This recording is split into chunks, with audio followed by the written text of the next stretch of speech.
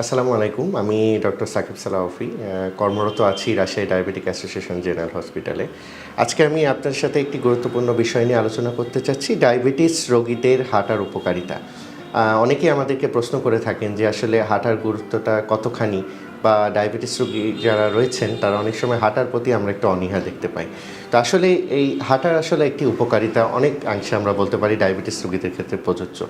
আমরা সাধারণত বলে থাকি যে ডায়াবেটিস রোগীদের ক্ষেত্রে যে সপ্তাহে 5 দিন 30 মিনিট করে হাঁটার জন্য এটা আমরা উৎসাহিত করে থাকি, এবং এটি হাঁটা অবশ্যই উচিত একজন ডায়াবেটিস রোগীর। কারণ আসলে আমরা জানি যে ডায়াবেটিস রোগীর যদি চিকিৎসা আমরা বলি যে 3D যেটা আমরা বলে থাকি, diet, drug and discipline. Diet আমরা খাবার মানার ব্যাপারটা যেটা উৎসাহিত করে থাকি, ড্রাগ আমরা যেটা দিয়ে থাকি ওষুধ বা ইনসুলিনটি গ্রহণের ব্যাপারও যেমন বলে থাকি, ঠিক একইভাবে ডিসিপ্লিনের ব্যাপারটা কিন্তু চলে আসে। ডিসিপ্লিনের মধ্যে কিন্তু আমরা এই শারীরিক পরিশ্রম করা বা এই হাঁটার ব্যাপারটা কিন্তু আমরা বলে থাকি।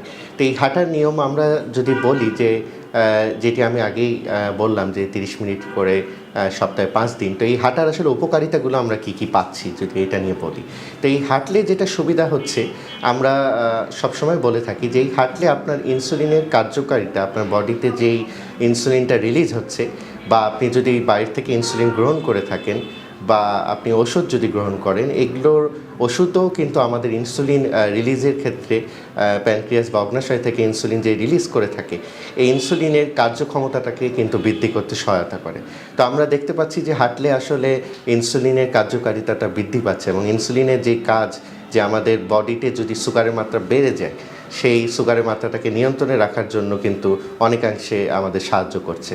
তাহলে হাঁটার অবশ্যই একটি উপকারিতা রয়েছে। এবং এটি আরেকটা আমরা যেটি দেখতে পাই, ইনসুলিনের যেটি কাজ, যে শরীরে যদি চিনির মাত্রাটা বেড়ে যায়, সে বাড়তি চিনিকে আমাদের শরীরে মাংসের মধ্যে ঢুকাতে হেল্প করছে। তো এই ক্ষেত্রে অবশ্যই হাঁটার উপকারিতা।